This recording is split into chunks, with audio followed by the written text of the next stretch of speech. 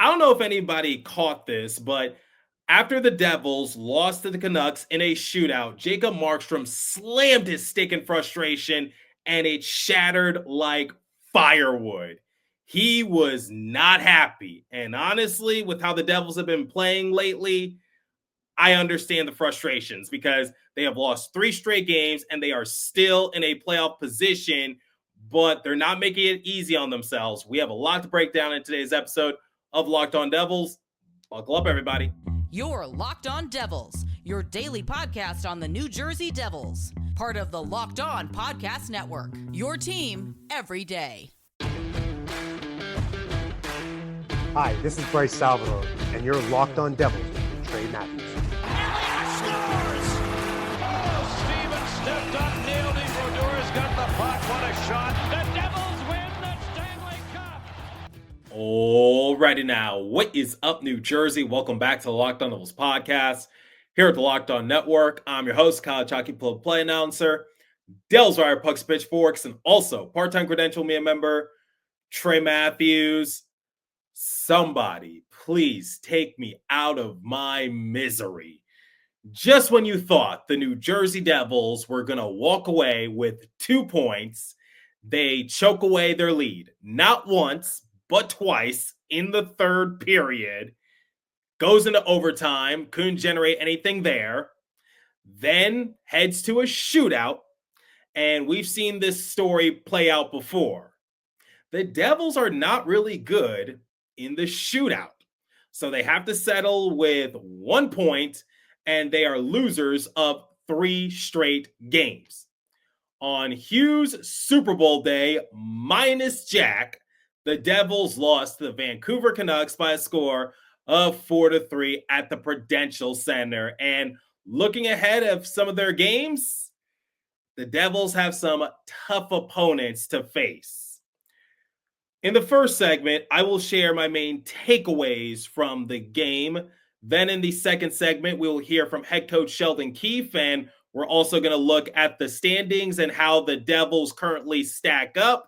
And then in the third and final segment, I will compare the stats and give the Devils a letter grade. I think it's safe to say that the Devils played really well against the Canucks. I was genuinely impressed because one of the things that we've been talking about the past few episodes is that the Devils seem to implode in one particular period. And while the third period in the game against the Canucks wasn't their best showing, it was nowhere close to the same implosion that we saw against the Blue Jackets last week or the implosion we saw against the Flames a few days ago. Nothing like that. Elias Pettersson did not play in this game for the Canucks, and Thatcher Demko returned from the IR, and he was in between the pipes, and he had a pretty good showing. In the first period, he didn't really have much to work with. The Devils came out with a lot of energy. I will give them credit. It seemed like the Devils really had an extra pep in their step, and shout out to PK Subban. He was a color commentator for ESPN Plus. As you guys know, PK Subban, he always goes to bat for the Devils, and he acknowledged it throughout the course of the broadcast, which is the Devils played really well. They came out with good energy. As the game progressed, I saw the Devils sustain more offensive zone pressure. There were lengthy periods of time in which the Devils put full pressure on the Canucks, keeping them on their toes. And it was just incredible to see because you could tell that the Canucks were getting really tired in their defensive end. And sometimes we've seen the Devils be on the flip side of that, especially in some of the games I just mentioned. But it was nice to see that the Devils seemed to get their offensive game together. Their power play was pretty solid. Timo Meier capitalized on the power play in the second period. In fact, let me talk about Timo Meier real quick. He walked away with 2 goals in this game. I don't know what it is about Timo Meier in the month of March. And as some of you might already know, I'm not really the biggest fan of superstitions or things like that. I just believe in timely or untimely coincidences. But this is a crazy coincidence. Every time the calendar hits March, Timo Meier elevates his game. We don't call it March Madness. We call it Meier Madness. And if you guys noticed on the power play in the second period, I saw Timo Meier basically be a maestro out there in front of the net. What do I mean by that? He was directing traffic. He was communicating with the team. And like I said, the power play execution looked really strong. And that's why Timo Meier was able to get a power play goal in the second period to tie the game for New Jersey. Eric Haula, got to give him a lot of credit. He is now on a 3-game goal streak. Eric Haula is getting hot at the right possible time, and the Devils definitely need that. And after he scored his goal in the third period to give the Devils a 3-2 lead, there was a scrum in front of the net. It seemed like tempers were starting to rise a little bit. Jonathan Kovacevic, he had to go to the box for roughing. Same with Derek Forbort, but no harm, no foul. I loved the energy from the Devils in this game. Speaking of Jonathan Kovacevic, as you guys know, when Sheldon Keefe had his comment saying that Kovacevic needed to be better and that would help the team, I published out my respective social media platform and it went viral. It was picked up everywhere, and that was the talk of the town during the telecast.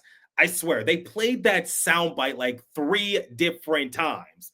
And they even asked Sheldon Keefe, or PK Subban asked Sheldon Keefe his thoughts on Kovacevic, and Keefe was like, Kovacevic is a great guy. And they even interviewed Kovacevic at one point, but they didn't even ask him about his thoughts of what Sheldon had to say. I thought PK Subban would bring it up similar to what he did for Sheldon Keefe, but Kovacevic had 3 penalties in this game, 2 of which were for high sticking. But like I said, there's a lot of other players that need to be highlighted, and I don't really want to rehash anything. I talked about it in the prior episode, but all eyes were on Sheldon Keefe and Jonathan Kovacevic, and it was just somewhat comical to see ESPN constantly play that soundbite of Sheldon Keefe just basically singling out Kovacevic, but not really going to get into that. Jacob Markstrom, he made some big time saves. And this is the Jacob Markstrom I like to see from the Devils. He had a goal saved above expected rating of 1.3 in this matchup. Coming into this game after coming back from injury, his goal saved above expected rating was minus 7.99. So he definitely has some ground to make up, especially with the playoffs right around the corner. But for the time being, the Devils need to focus on getting into the win column more consistently. Otherwise, the playoffs won't even matter. If I have to look at the glass half full, at least the Devils walked away with a point. But even for me, someone who's optimistic about the Devils, even I can't really take this one sitting down because the Devils had it. They had the lead late in the third period. I'm talking about like within the final 30 seconds, and Brett Pesce, he made a mistake. He couldn't get the puck out of the corner and out of the Devils' defensive end. And the Canucks kept their offensive attack alive. And then once they got a shot on, it bounced in front of Pesce, and it just took a weird bounce on both Pesce and Markstrom. And I don't blame Markstrom for that particular goal. It was just a funny play. But once again, what could have happened if Brett Pesce just got control of the puck a little bit better in the corner? Final 30 seconds. I know that the Canucks had the extra attacker out for that particular play, empty net, but it's just like the Devils were so close to getting back into the win column, getting those 2 points. And Suter picked up his second goal of the game as a result of that particular play. Like I said, if I have to look at it optimistically, at least the Devils walked away with something. Eric Haula seems to be catching fire at the right possible time. Same with Timo Meier. Jacob Markstrom looked a little better in this game. His teammates vouched for him post-game. Same with Sheldon Keefe. But it's just tough. to say the least, because the Devils were the better team. Or let's go back to Suter's first goal in the first period. It was right off the faceoff, and Pettersson set him up beautifully. Devils had to play much better in their defensive end. But in terms of their offensive execution, I was impressed. But you can't be in a tug of war match because Timo Meier supposedly got the game-winning goal in the third period. Then just like 40 seconds later, Jonathan Lekkerimäki, he got the equalizer. Erik Haula, he got a big goal, supposed to be the game winner once again. And then Suter, when there was about 30 seconds remaining in the game, he got the equalizer, head into overtime, couldn't really generate anything there. And then the shootout. I hate the shootout, and not just because the Devils are historically bad in it, but that's a tangent for another time. It's tough. This is a tough pill to swallow. And we're going to hear from Sheldon Keefe momentarily. But before we continue, let me tell you guys about FanDuel. March Madness is here, and FanDuel is giving you the chance to get in on the action like never before. Right now, new customers can get $200 in bonus bets when your first $5 bet wins. That's 200 extra bucks to use on everything from buzzer beaters to Cinderella stories and even who's going to cut down the nets. I've got my eye on the Florida Gators and also the Alabama Crimson. They are my top two teams to possibly win it all for March Madness. So visit FanDuel.com and get in on the college hoop action all tournament long. Please remember to always gamble responsibly. Okay, here's what head coach Sheldon Keefe had to say post-game about his team's effort. Take a listen. Sheldon, your group has a lot of fight in them, a lot of will. Sort of, you look at Timo, Halsey sort of dragging everyone into the fight here, but it has to be crushing for those final 30 seconds. How do you want your team to process this game? Yeah, I mean, I don't know if I'd use the term crushing. It's disappointing, But yeah, I love the fight of our team. Like you just referenced Haula, I thought he really just kind of willed that puck, willed the face-off, willed the puck into the net on the rebound. That puts us in a good spot. I liked the game. I thought we played a good game. We just made mistakes. The first and second goals are us exposing the slot area, which is it's fundamental in our system and structure. Normally we do a good job of that today. We made too many mistakes and gave too much space in that area. Cost us 2 goals, a couple other chances. That to me is where I'd like us to be better. Obviously, we win the face-off with the goalie out after that timeout at the end there, and don't get it out. And that's seems to be in our game. You don't get those pucks out. They tend to find their way to your net. So that's disappointing, of course, but I thought our guys played hard, played a good game. It's a very important point. Obviously, could have got the second one, either in overtime. We get the best chance of overtime, or in the shootout can go either way. But disappointing that you don't get 2 points, but I thought we did a lot of good things in the game that, are important for us. We just got to clean up the mistakes. Like I said, this is a tough pill to swallow for the Devils because they battled hard. They deserved to win the game. They were the more dominant team throughout the course of the game, and I don't think that's a hot take for me to say. And they just wasted 2 points, but at least they walked away with something. Something is better than nothing. And on the bright side, just once again, looking at the glass half full, the Blue Jackets beat the Islanders 4-3 in a shootout. So Columbus gets the 2 points, and the Islanders only walk away with 1 point. So they didn't gain any traction on the Devils whatsoever. They broke even. But let's look at the standings, shall we? The Devils have 81 points now. They are 9 points behind the Hurricanes for second in the Metro, but given how the Hurricanes have played their last 10 games, they are 9-1 in their previous 10. If you're curious, I don't think the Devils are going to gain them. But when looking at the wild card, things do get a little hectic down there. Islanders, they have 74 points. They are 7 points behind the Devils. Same with the Rangers. They have 74 points. The Blue Jackets now have 73 points. When this episode goes live, the Rangers are scheduled to play the Kings. And if the Rangers beat the Kings, then obviously they're going to gain 2 points and they're only going to be 5 points behind the Devils. Now, you might think that's okay, not really a danger or anything to New Jersey, but here's who the Devils have coming up on the schedule. And 3 of these next games will be played on the road. On Wednesday, they're going to take on the Chicago Blackhawks. The Blackhawks have already been mathematically eliminated from playoff contention. I'm confident, not certain, confident, there's a difference, that the Devils will win against the Blackhawks. But their next game is going to be against the Winnipeg Jets, one of the best teams in the NHL record-wise.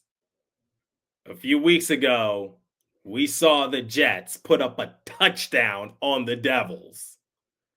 That has me concerned a little bit. Then the 2 games after that are going to be against the Minnesota Wild. 1 on the road, 1 at home. Now you're probably thinking to yourself, wait a minute, the Wild are 4th in the Central Division. What threat do they pose to the Devils? Well, if you didn't know, they are 1st in the wild card position out west. So the Wild have 85 points, yet they're in a wild card position. It goes to show you how stacked the Central Division is. So that's not going to be an easy matchup for the Devils, especially it's a home and home matchup. 1 on the road, 1 at home.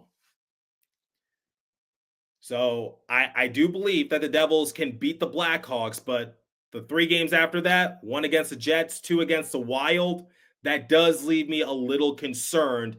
And once again, you got to keep close tabs on the Islanders and the Rangers. And I'm going to keep saying this until the cows go home.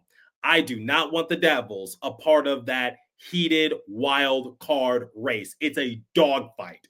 The Devils got to stay top 3 in the Metro. And they really need to get their act together. So I'm not really big into moral victories right now. I'm not really big onto settling for 1 point. Normally I would be. But in this case, with 10 games remaining, every game counts. And the Devils cannot afford to go on a lengthy losing streak. They really need to get their act together right now. They have not clinched anything. I said in the prior episode that I do agree with Sheldon Keefe to an extent as to when he called out Kovacevic, which is right now the Devils should not even be thinking about the playoffs. The word playoffs should not come out of their mouths. Right now, they got to focus on winning more consistently, clinch a playoff spot, and then you worry about the playoffs. Because if you continue to lose and the teams behind you continue to gain traction on you and your points cushion starts to shrink, the playoffs aren't even going to matter.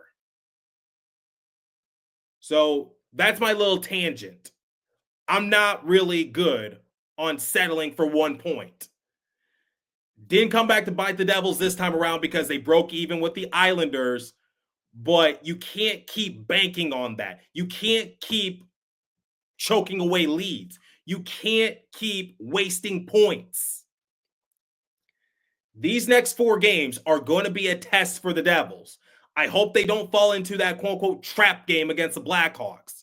Yes, they are mathematically eliminated from playoff contention, but I can guarantee you they still want to play spoiler for the Devils and make things more difficult for them. I'm confident that the Devils can beat them, but nothing is certain. 1 game against the Jets in Winnipeg. That's not going to be easy. 2 games against the Wild. 1 on the road, 1 at home. That's not going to be easy. These next few games are going to be a challenge for the Devils. And can they rise to the challenge? That's my biggest takeaway. Similar to what Sheldon Keefe was asked, the pressure is in fact on. It's been turned up.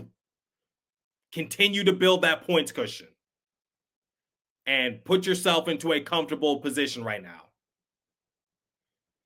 All right, we're going to compare stats, give the Devils a letter grade momentarily. But before we continue, let me tell you guys about Wonderful Pistachios. Looking for a snack that's both delicious and nutritious? Crack into a good source of protein with Wonderful Pistachios. Wonderful Pistachios is one of the highest protein nuts.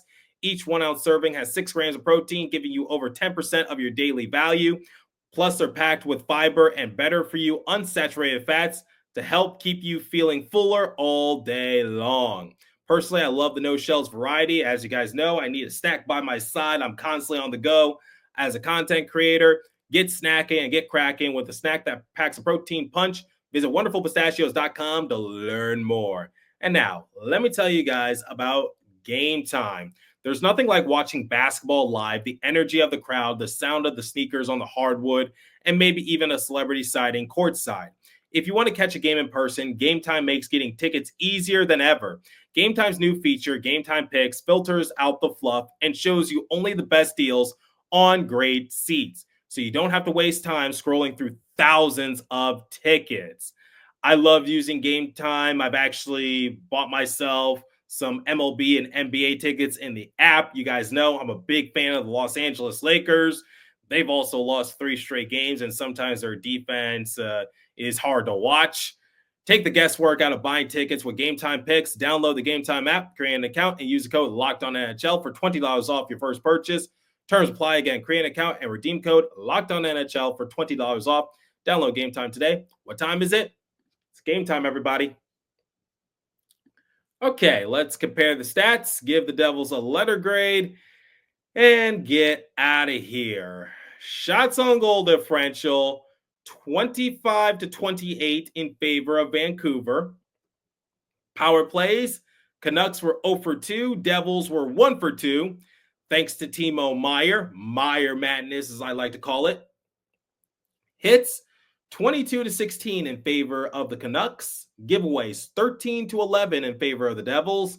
Takeaways, 3-1 in favor of the Devils. Block shots, 17-11 in favor of the Canucks. Time spent in the penalty box, 6 a pop. If I had to give the Devils a letter grade, it was a hard-fought battle. They choked it away. They got a point. I will give them a C-. And I think I'm being generous because they seriously squandered their chance of walking away with 2 points. A lot of people blamed Brett Pesce and Andre Palat for that final play, but it is what it is. I think Jacob Markstrom was coming back to his own just a little bit. Obviously, there's still a lot more work to do. He still needs to read the puck a lot better, but hey, if I was Jacob Markstrom, I'd be slamming my stick in frustration too. He broke his stick like firewood. I wonder if the Devils have a graveyard dedicated to sticks that he breaks. But all jokes aside, I'll give the Devils a C-. It wasn't the worst game in the world. A hard-fought battle, and I didn't really see an implosion, just bad circumstances at the wrong time, but nothing where it was just like the Devils were out-dominated because they played really well throughout the course of the game. But let me know your thoughts. Leave a comment down below if you're watching on YouTube, if you're listening on a podcast streaming service. Hit me up on my personal X Page app at TreyMatt4 or the show's X Page app at Locked On Devils. As for today's episode, that's all the time I have for you. Thanks for listening. Continue to stay safe. Have a wonderful day in New Jersey. Go Devils. I'll catch you guys next episode. Thanks for listening once again.